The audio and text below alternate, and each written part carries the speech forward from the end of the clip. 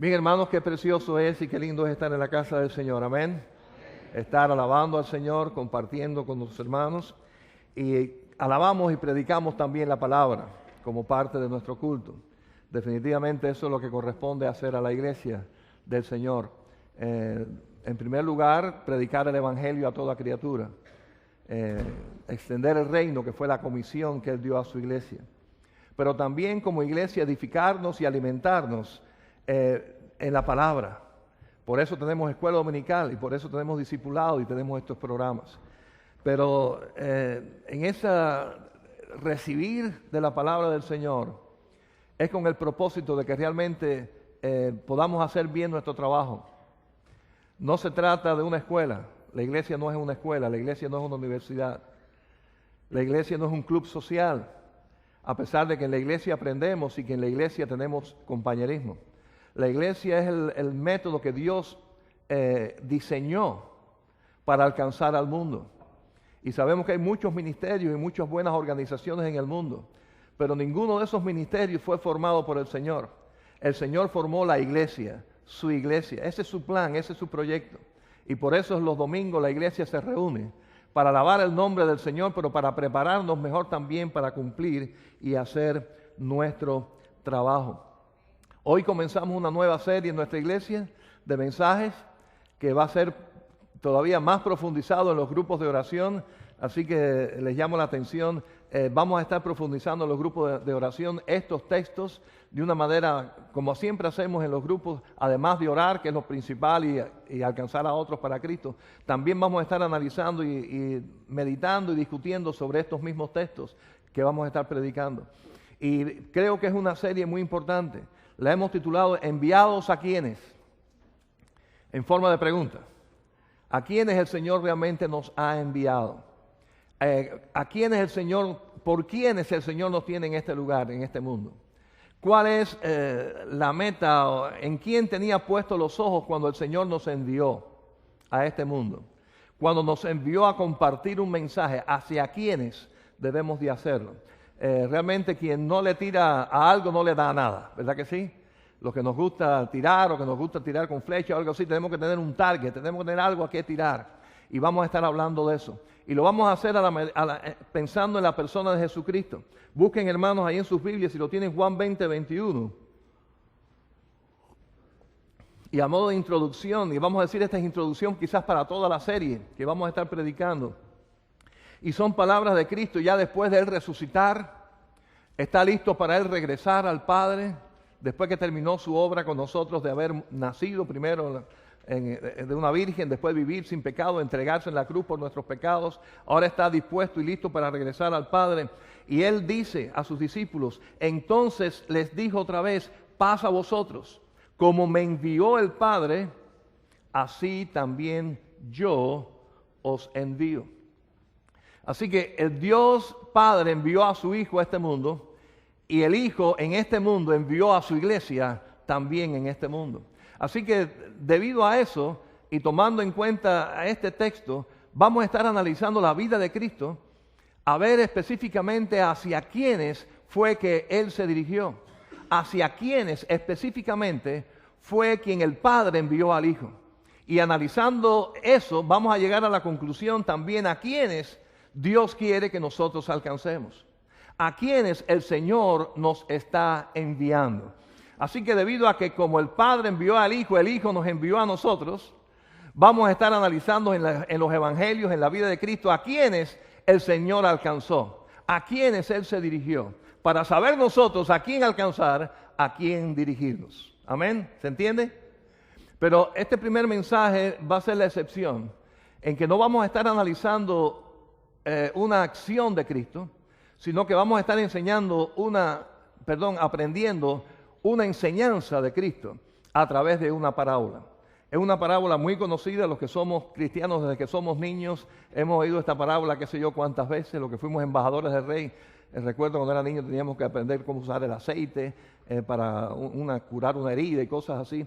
Y es la conocida parábola del buen samaritano. Es una parábola tan conocida que por lo menos aquí en Estados Unidos, cuando se habla de alguien que ayuda a otra persona, ¿cómo le dicen? Es un buen samaritano. Alguien que vio a alguien en la carretera roto y paró su auto y lo ayudó, le dicen, ese es un buen samaritano.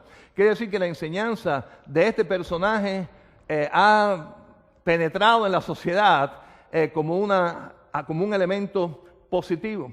Así que vamos a ver esta parábola, vamos a tratar de aprender de ella la enseñanza, a ver específicamente a quienes el Señor quiere, y vamos a ver que se trata de nuestro prójimo. La persona que la palabra de Dios llama nuestro prójimo. Nosotros somos prójimos para ellos, ellos deben ser nuestros prójimos, y en ese espíritu debemos de guiarnos hacia otras personas, dirigirnos hacia otras personas. Y creo que es una enseñanza muy bonita de esta parábola, así que nos vamos a detener en ella.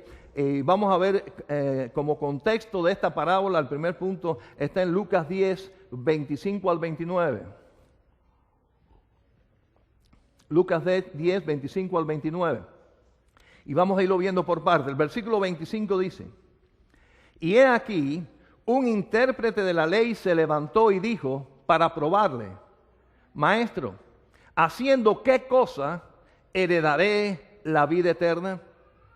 Así que alguien que dice un intérprete de la ley, quiere decir un conocedor, no solamente de la Biblia, la Biblia en el Antiguo Testamento, quiere decir del Antiguo Testamento, de la ley de Moisés, podemos decir de una especie de abogado, también en el sentido de que debido a que en el Antiguo Testamento el gobierno era teocrático, centrado en Dios, las leyes de Dios eran las leyes del país.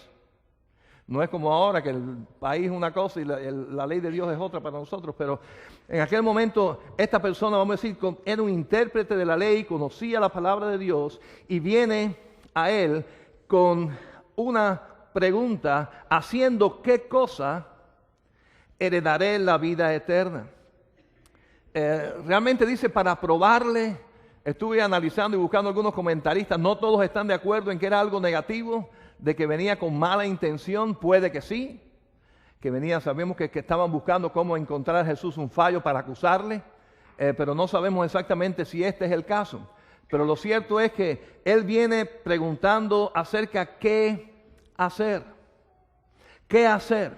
Y esto viene muy bien con la forma religiosa de aquella época. ¿Qué hacer? No se trata de qué creer, no se trata en dónde poner la fe, no se trata de algo del corazón profundo, se trata de acciones, se trata de cumplimiento, de ritos, de requisitos. Y definitivamente está pensando en algo así. Ahora tú, este nuevo maestro que viene con una nueva doctrina, ¿qué hay que hacer? Sabemos que para mi doctrina había que guardar los 10 mandamientos, había que hacer esto, había que hacer cosas. Ahora con tu nueva doctrina, ¿qué debo hacer? ¿Cuál es la nueva religión? ¿Qué requisitos tiene tu nueva religión que yo deba hacer, practicar, según tu enseñanza, para yo alcanzar la vida eterna? La respuesta del Señor le respondió, como siempre el Señor responde, a su nivel. Quiere decir, tú me estás hablando de hacer, yo te voy a hablar de hacer. Tú me hablas de la ley, yo quiero que tú conoces la ley, yo te voy a hablar de la ley. Y la forma en que Dios le contestó, vamos a ver los versículos 26 al 27, ahí en Lucas 10. Él le dijo, o sea, Jesús le contestó, ¿qué está escrito en la ley? ¿Cómo lees? Aquel respondiendo dijo, amarás al Señor tu Dios con todo tu corazón y con toda tu alma y con todas tus fuerzas y con toda tu mente, y a tu prójimo como a ti mismo. Así que la respuesta del Señor Jesús fue a la parte de la ley que habla más que de cumplimientos y de ritos y de requisitos religiosos, algo que tiene que ver mucho con algo mucho más profundo, algo que tiene que ver con lo espiritual. Tiene que ver con el amor. Y este hombre sabía que esa ley, vamos a decir como el mismo Señor ya había enseñado, resumía toda la ley. Es el resumen de todo lo que Dios quería. Quiere decir que si Dios quería que guardaran los 10 mandamientos y el Señor quería que se cumplieran todos aquellos requisitos, Él esperaba que lo hicieran de corazón. que lo hicieran por amor, que quisieran realmente servir a ese Dios y obedecer a ese Dios por amor. Y fue lo que el pueblo de Israel nunca hizo. Por eso ahí en Isaías dice, el Dios le dijo al profeta, hastiado estoy, ya no me hagan más holocaustos, no hagan más sacrificios, su corazón está lejos de mí. Quiere decir, no me aman, aborrecen a su prójimo, maltratan a los pobres, abusan de las viudas y vienen a mí a entregarme a cumplir sus leyes. Yo no quiero esas que cumplan requisitos fríos ni religiosos. Yo quiero que pongan su corazón en lo que están haciendo. Yo quiero que lo hagan con amor. Quiere decir que el Señor exactamente va a responder tocando el punto principal. Claro, nosotros sabemos que si alguien nos pregunta ¿qué debo hacer para ser salvo? ¿Cómo tener la vida eterna? Nosotros sabemos responderle, ¿verdad que sí? Amén, hermano. Yo espero que la iglesia sepa responderle a esta gente. Se trata del mensaje del Evangelio, ¿verdad que sí?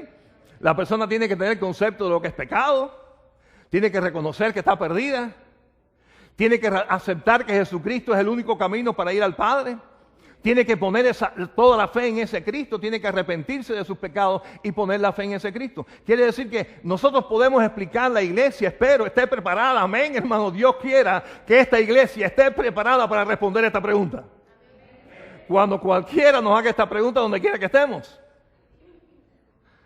¿Qué debo hacer para ser salvo? Bueno, ve a la iglesia y el pastor predica de eso. Bueno, a lo mejor a lo mejor estás en otro país y nunca va a venir a la iglesia. O a lo mejor no le interesa venir a la iglesia. Tenemos que estar preparados para dar una respuesta bíblica, una respuesta que realmente dé una solución. Ahora el Señor está hablando aquí del fruto de lo que es realmente tener a Dios en el corazón, amarle a Él vertical, amar a mi prójimo horizontal. Hermano, esa combinación divina de cómo Dios nos enseña que quiere que le amemos, que es que amemos al hermano, que amemos a nuestro prójimo. Hermanos, ¿cómo vamos a hacer algo por el Dios que lo tiene todo? Él quiere que le demostremos nuestro amor haciendo algo por el que tiene poco, o el que no tiene nada. Haciendo estas cosas es que realmente brindamos y demostramos y enseñamos que amamos a Dios. Y eso es lo que le está diciendo a este hombre. Y él mismo está respondiendo la pregunta. La pregunta que él hizo, ahora el Señor con esta otra pregunta, él mismo la está respondiendo. Fíjense cómo lo dice el Señor, versículo 28. Y le dijo, bien has respondido, haz esto y vivirás. ¿Tú quieres saber cómo tener la vida eterna? ¿Tú quieres saber cómo ser salvo? Lo que ya tú conoces, hazlo. Ponlo en práctica. Ama a Dios con todo tu corazón, con toda tu mente y ama a tu prójimo como a ti mismo. Ponlo en práctica. Haz esto y vas a vivir. Haz esto y estás demostrando lo que hay realmente en tu corazón. Ahora, fíjense, hermanos. Alguien dirá, entonces hay que hacer cosas para ser salvo. Porque el Señor le dijo, haz esto y vivirás. Bueno, para ser salvo nosotros sabemos que no es cumpliendo cosas o haciendo cosas, es poniendo la fe en Cristo Jesús, ¿verdad que sí? Ahora, los que ponen la fe en Cristo Jesús, hacen cosas. Los que ponen la fe en Cristo Jesús, el Señor les da un nuevo corazón, les da un nuevo deseo y estos hacen cosas. Y las cosas que hacen maravillosas, lo primero que hacen grande es amar al Señor con todo su corazón y empezar a hacer algo por el prójimo. Déjenme decir, hermanos y amigos, y ojalá que nadie se alarme por eso. Quien no ame a Dios con todo su corazón y quien no haga algo por el prójimo, lo más probable es que no sea cristiano. Dice la Biblia que por los frutos nuestros es que somos conocidos. Quiere decir que no se trata de que somos salvos porque ayudamos a las personas. Se trata de que ayudamos a las personas porque somos salvos. Quiere decir que es un fruto de la presencia del Espíritu Santo en nuestra vida. Yo respeto todas las inclinaciones teológicas y todo eso, y sé que para algunos las manifestaciones del Espíritu tienen que ser bien ruidosas y bien visibles. Yo personalmente no practico eso ni lo enseño. Pero hay manifestaciones del Espíritu que son bien visibles y es cuando amamos a nuestro prójimo. Es cuando ayudamos a nuestro hermano. Es cuando hacemos algo por el necesitado. Eso es bien visible. Y eso demuestra que realmente amamos a Dios. Eso demuestra que un día aceptamos a Cristo. Eso demuestra que realmente el Espíritu Santo está en nuestra vida. Cuando hacemos algo por nuestro prójimo, de verdad, de corazón, con amor. Como mismo amamos a nuestro Dios. Realmente, con estas pocas palabras, este hombre, diríamos, el Señor le cerró la boca, se quedó. Y fíjense cómo él responde. El versículo 29. Y ahí se explica por qué él dice esto. Dice, pero él, queriéndose justificarse a sí mismo, dijo Jesús, ¿y quién es mi prójimo? Queriendo justificar. Él se dio cuenta de que él sabía lo que tenía que hacer y no lo estaba haciendo. Él sabía que él no amaba a su prójimo como amaba a Dios.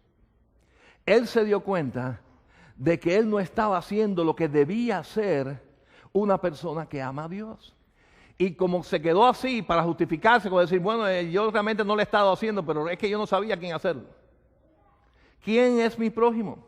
Y ahí es cuando entonces el Señor viene con esta preciosa parábola, que viene a explicar a Él y a nosotros quién es nuestro prójimo, qué debemos hacer para cumplir con Dios en este sentido. ¿Qué debemos de hacer para hacer algo con amor por el prójimo? Y vamos a ver la parábola, comienza ahí en el versículo 30 y es hasta el 37, bueno, hasta el 35 realmente la parábola, hasta el versículo 35. Y vamos a comenzar a ver la parábola. Vamos a ver primero los personajes que aparecen, entre los versículos 30 al 33, la primera parte, están todos los personajes que trabajan en esta parábola, o que aparece en esta parábola. Son 5. Y comienza ahí el versículo 30. Respondiendo Jesús dijo, un hombre descendía de Jerusalén a Jericó y cayó en mano de ladrones, los cuales le despojaron e hiriéndole se fueron, dejándole medio muerto. Aconteció que descendió un sacerdote por aquel camino y viéndole, pasó de largo. Asimismo un levita, llegando cerca de aquel lugar y viéndole, pasó de largo. Pero un samaritano, que iba de camino, vino cerca de él. Hasta ahí vamos a dejarlo. Vino cerca de él. Vamos a picar el texto ese por la mitad, porque después vamos a ver lo que realmente el samaritano hizo. Pues, aquí están ya todos los personajes de la parábola. Y vamos a ver que en ese orden, el primero que aparece dice que es un hombre. Este hombre fue asaltado, iba por el camino y quedó herido. Sabemos que esta parábola que hemos conocido tanto, que esa es la imagen de nuestro prójimo. Así que lo primero que podemos ver de una persona al cual debemos de alcanzar como nuestro prójimo es que es una persona herida. Déjenme decirles, y yo creo que para eso no hay que ser muy teólogo ni muy sabio. Estamos alrededor de personas heridas, de una manera o de otra. Personas necesitadas, personas que este mundo le ha robado algo. Bueno, lo primero que este mundo le ha robado a toda persona es su esperanza, su paz interior desde el momento que pecó. Quiere decir que desde el momento que Satanás puso la tentación y caímos en la tentación en nuestra vida, desde ese momento que pecamos, ya todos estamos heridos y estamos necesitados. ¿Verdad que sí? Quiere decir que el primer concepto claro que tenemos que ver acerca de nuestro prójimo es que es una persona que está en necesidad. No importa, hermanos, que ella no lo sepa. No importa que esa persona no lo crea. Porque el problema está en mucha gente, es que debido a que tienen resuelto el problema material, por ejemplo, si tienen dinero, si tienen resuelto el problema social porque viven en una buena sociedad, Si tiene el problema familiar porque está bien casado, tiene su esposa y sus hijos, y piensa que la vida es eso nada más, y no reconoce su parte espiritual, quizás esa persona ni tan siquiera reconozca que está herida y está necesitada. Pero desde el punto de vista nuestro, de entender a nuestro prójimo, es que vamos a ver personas realmente necesitadas. Hermanos, tenemos que tener eso en nuestros ojos todo el tiempo. Muchos de nosotros ya estamos tan prejuiciados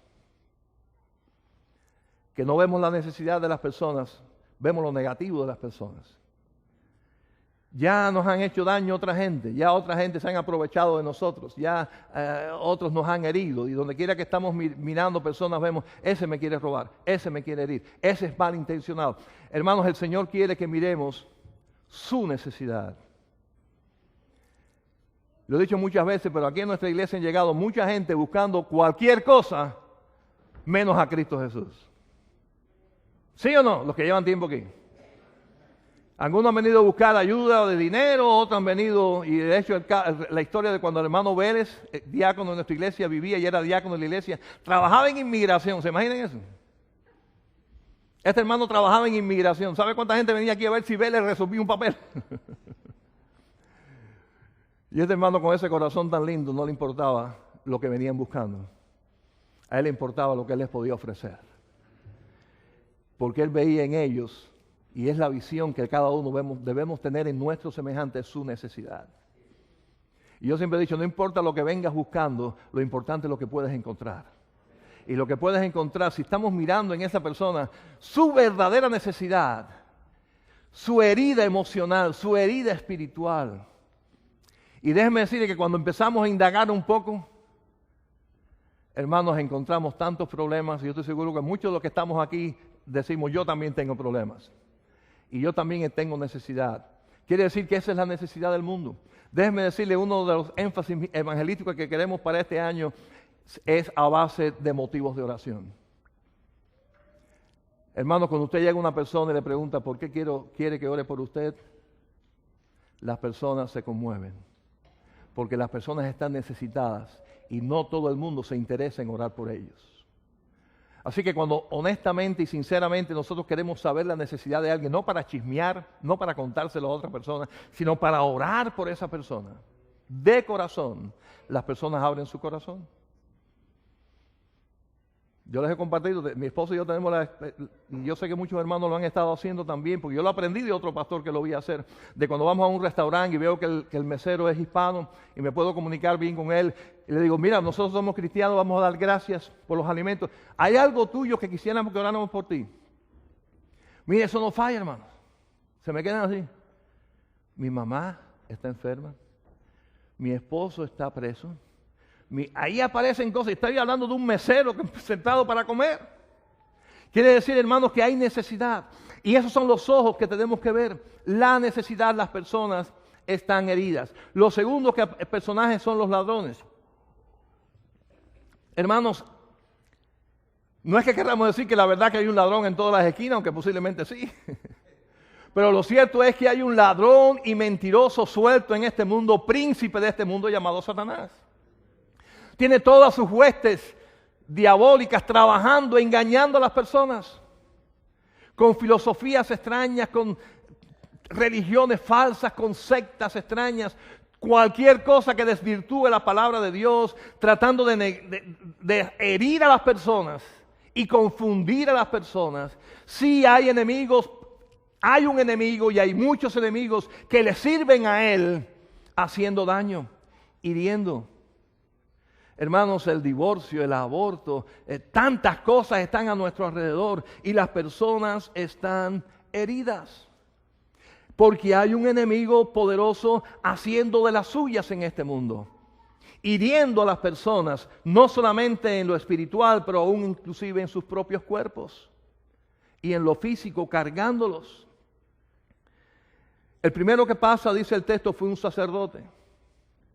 Sabemos que el sacerdote descendiente de Aarón, levita, de la tribu de Leví, pero descendiente de Aarón, era el dedicado a lo que tenía que ver con el templo de Dios.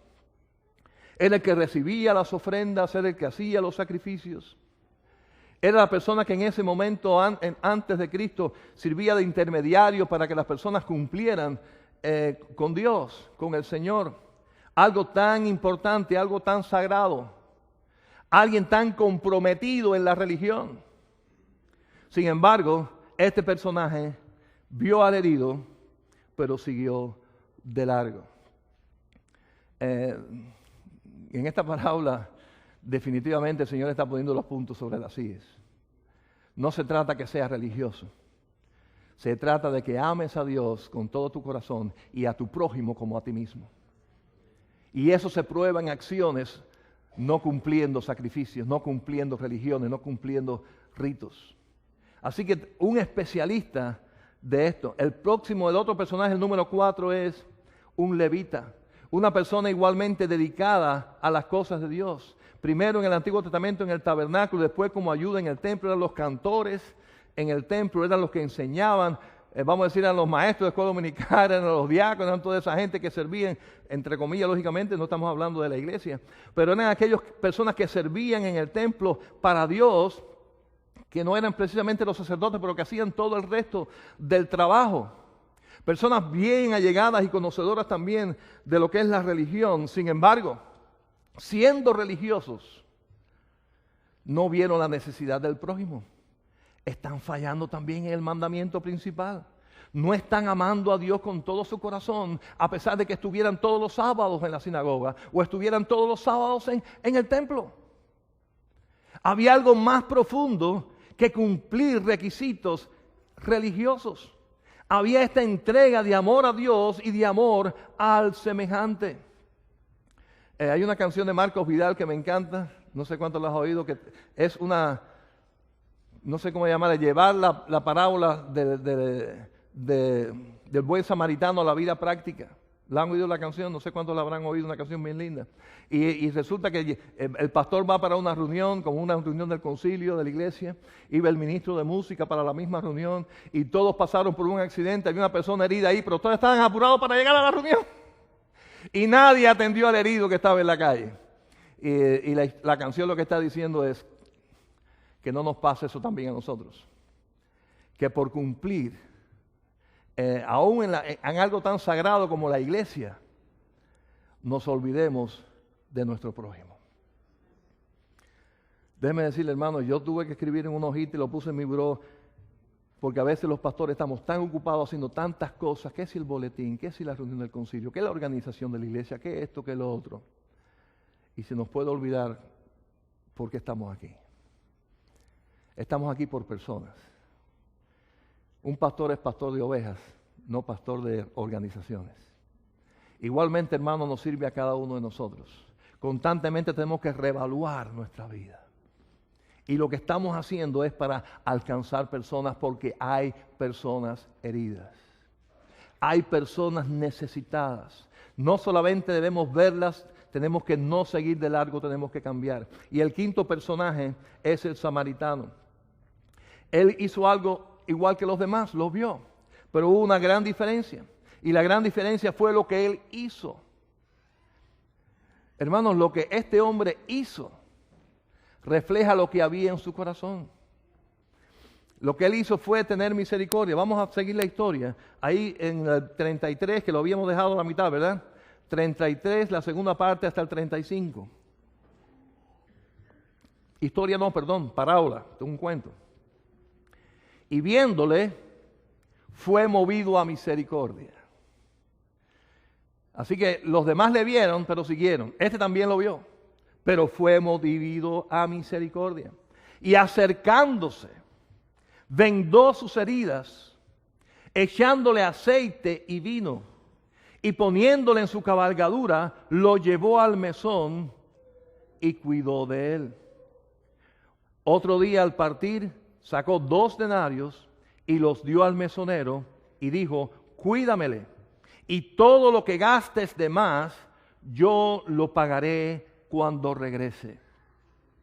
Así que hay varios aspectos aquí que tienen que ver con la acción correcta hacia el prójimo, con la acción correcta de lo que debemos de hacer para quienes hemos sido enviados. Lo primero que tenemos que hacer es lo que hicieron todos. Ver la necesidad. No cerrar los ojos a lo que está pasando a nuestro alrededor. Ver con los ojos verdaderos de Cristo, hermanos. Miren, la misma persona se van a ver muy diferente en los ojos, según de quien lo mire. La misma persona puede ser a los ojos de uno una persona sucia, apestosa, en la cual yo no quiero estar ni a 10 metros de cercanía de esa persona. Pero otra persona puede ver en esa misma persona una persona necesitada, que necesita amor y protección y va a estar al lado de esa persona. Ella no ha cambiado, depende de los ojos con que se miren. Depende de lo que se está mirando cuando vemos a otra persona. Viví en un ambiente, hermanos, en una época donde yo vivía, se vivía bajo tanta presión social en contra de los cristianos, que dentro de la iglesia había sospecha hasta de todo el mundo quien se sentaba al lado tuyo en el banco. Porque sabíamos que del gobierno ateo que quería destruir la iglesia, había 1 o 2 informantes dentro de la iglesia diciendo lo que el pastor predicaba, diciendo lo que la gente hablaba y toda esa serie de cosas. Ahora, cuando entraba un visitante, habían 2 opciones.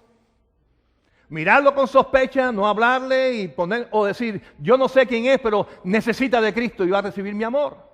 Y si es un informante, que se convierta a Cristo, el informante. Porque si está haciendo eso, es porque no tiene a Cristo en su corazón y lo que más necesita es el amor de Dios. ¿Verdad que sí? Lo leí en un libro, una frase que me encantó y la repito a cada rato. Las personas actúan como actúan porque están donde están. No tiene mucha opción las personas que no tienen a Cristo en su corazón. ¿Cómo van a actuar? ¿Como cristianos? No, si no son cristianos no van a actuar como cristianos. Eso es esperar. Pero mi visión, mis ojos tienen que ver en esa persona, no cómo actúa, sino la necesidad que tiene en su corazón de que algo cambie para que actúe distinto, para que haya una transformación. Así que lo primero que tenemos que ver es ver realmente con los ojos la necesidad. Lo segundo que hizo este hombre fue verlo, y repito, fue lo mismo que hicieron todos. Lo único que aquellos lo vieron herido, sucio, y yo no me voy a ensuciar las manos con el hombre y sigo. Él, dice el texto, fue movido a misericordia.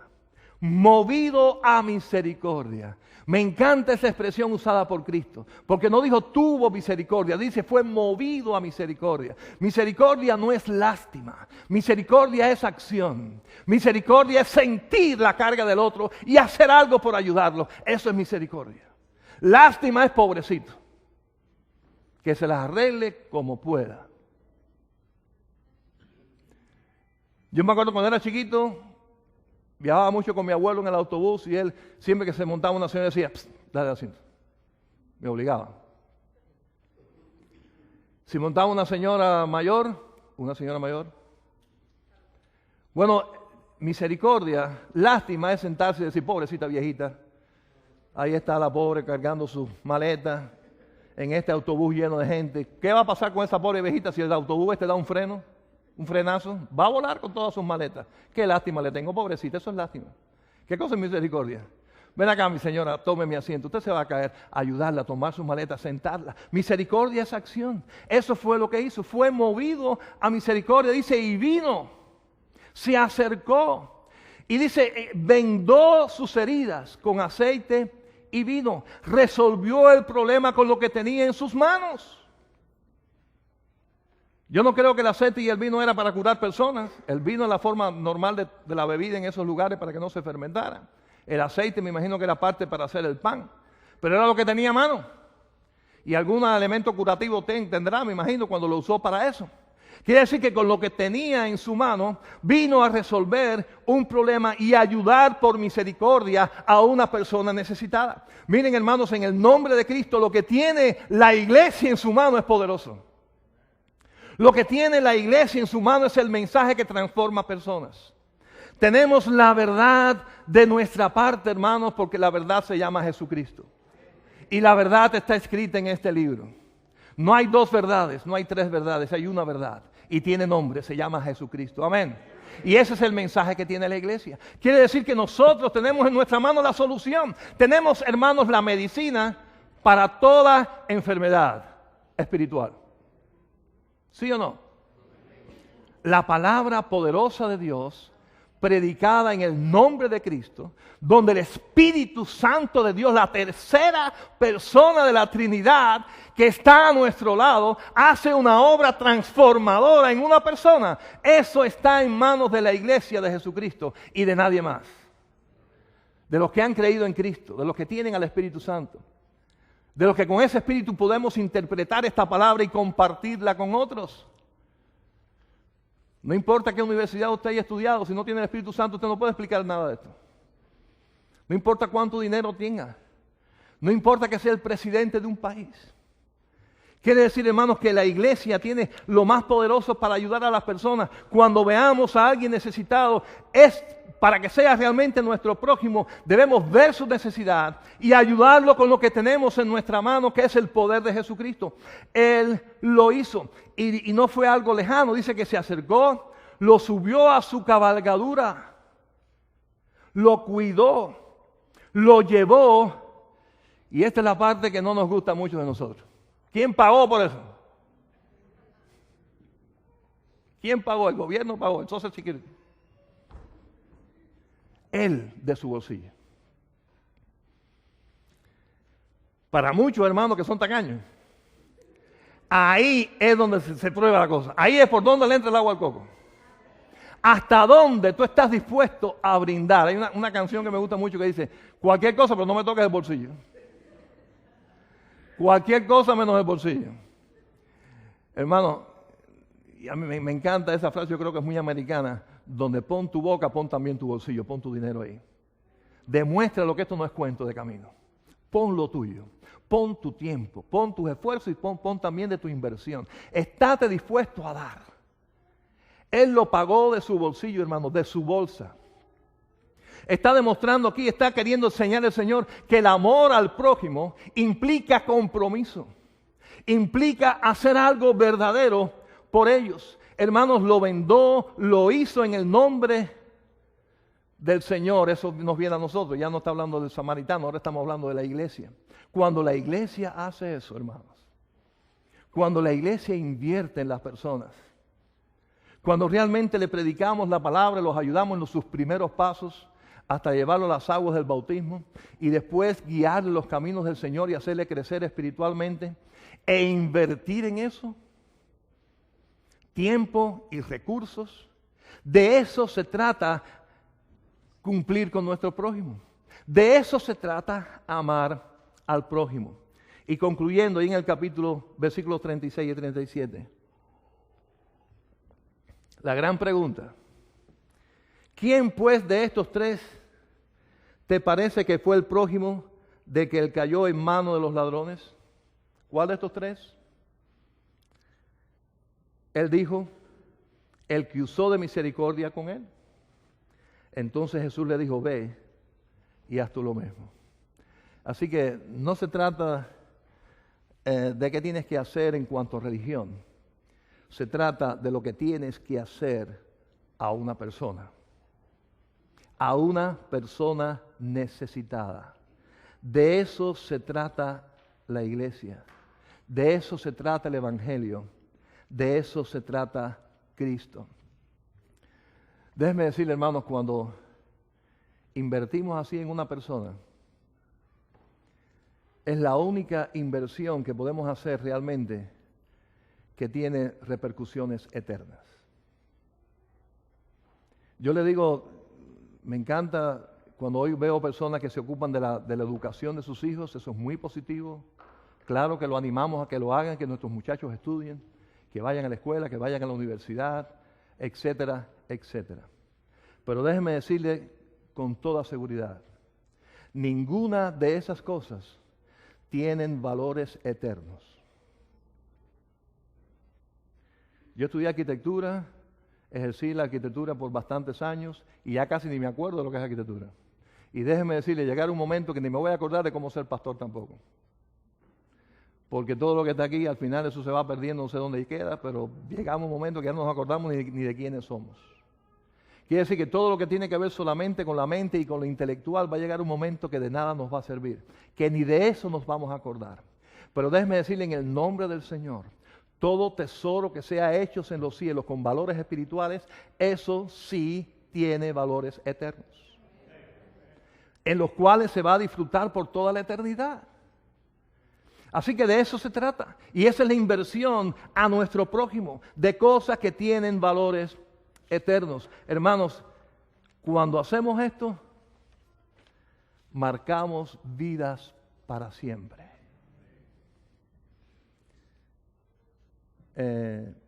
Tengo tanta bendición de haber nacido en un hogar cristiano.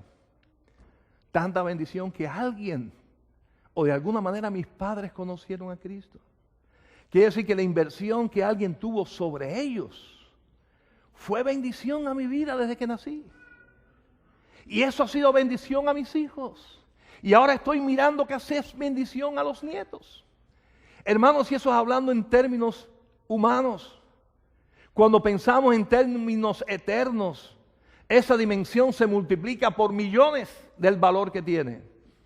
Y de eso se trata el invertir en personas en el aspecto espiritual, en lavar sus heridas, en llevarlos, en cuidarlos, en invertir en ellos. Termino con una ilustración de algo que vi la semana pasada. Yo veo un programa de televisión que se llama Mike Huckabee, es los sábados por la noche. Lo pongo a grabar y después lo veo quizás en 2 o 3 pedazos, pero todas las semanas lo veo porque me gusta ese programa. En el primer programa de este año, que fue el 5 de enero, él llevó a 2 personas a su programa. No sé si alguno aquí lo vio. Un hombre joven, llamado Maurice, y una señora ya un poco mayor llamada Laura. Él los llevó al programa para que ellos contaran su historia. La señora esta, Laura, acaba de escribir el libro sobre esta historia, sobre esta relación entre ellos dos. Y él contaba en 1986, este hombre tenía 11 años de edad. Él viene de una familia rota. Su padre, un pandillero en Nueva York, su madre, una drogadicta. Y este niño está más tiempo en la calle que en su casa. Tenía hambre. Y esta señora, Lauren, está yendo apurada para su oficina a trabajar en New York. Cuando este niño viene, 11 años, y le pide comida, dinero para comer. Su primera reacción fue no, y siguió de largo. Se me pareció esta historia, por eso la traje a colación. Pero yendo ya para su oficina, dijo, ¿será verdad que este niño tiene hambre? Reaccionó y regresó. Le dijo, mira, yo no te voy a dar dinero, pero tú quisieras comer, yo te llevo a un restaurante en un McDonald's. No sé si un McDonald's, ya eso es una adición mía.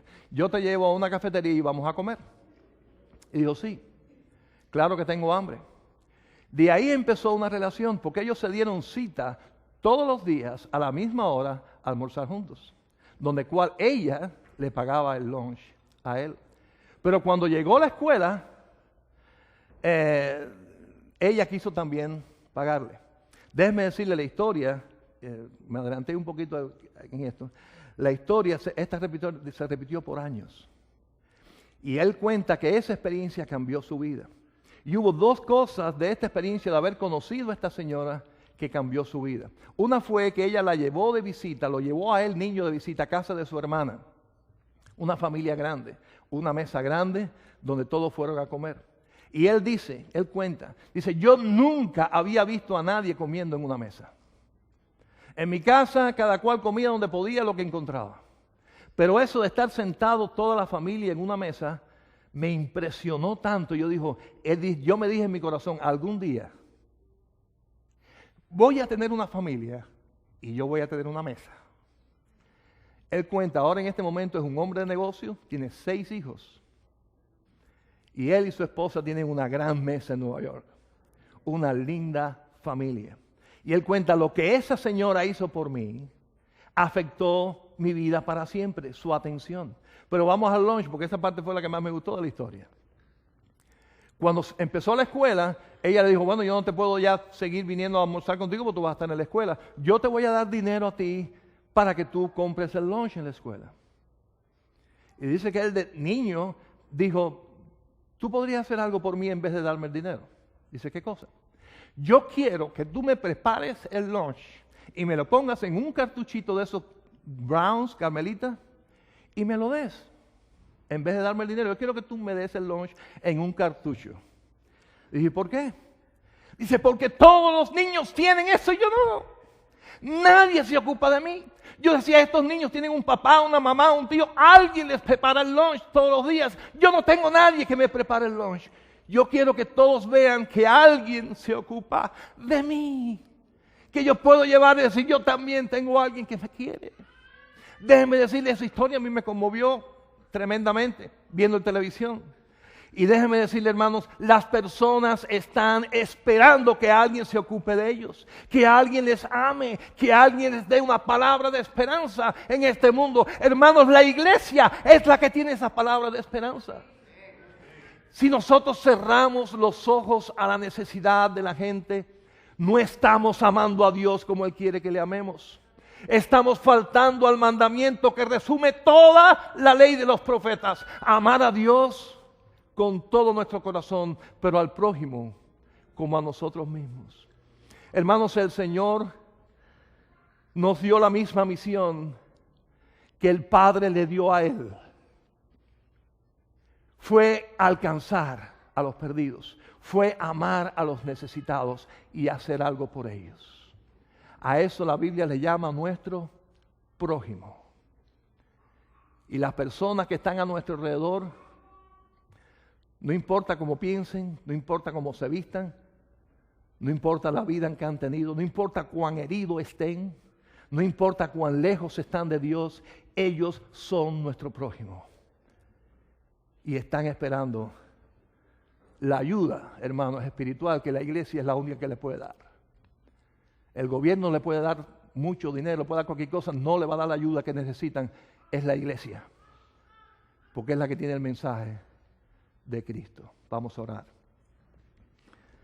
Padre Santo, Señor, qué linda es tu palabra.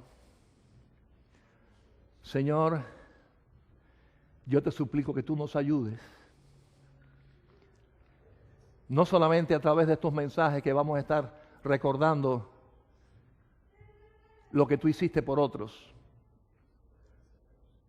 sino a partir de hoy mismo, Señor. Que tengamos los ojos abiertos,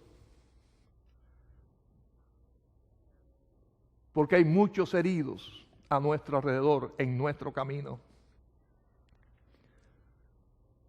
aún de nuestra familia, de nuestros vecinos, nuestros amigos, nuestros compañeros de trabajo, el que se sienta al lado nuestro en el metro. Todas las personas que están a nuestro alrededor, vamos a abrir nuestros ojos, Señor, del corazón para ver su necesidad. Señor, que no seamos como ese sacerdote o como ese levita. Queremos ser como ese samaritano. Porque queremos cumplir contigo bien, queremos amarte, amando a nuestro semejante. Te pedimos esto en el nombre de tu Hijo Cristo Jesús.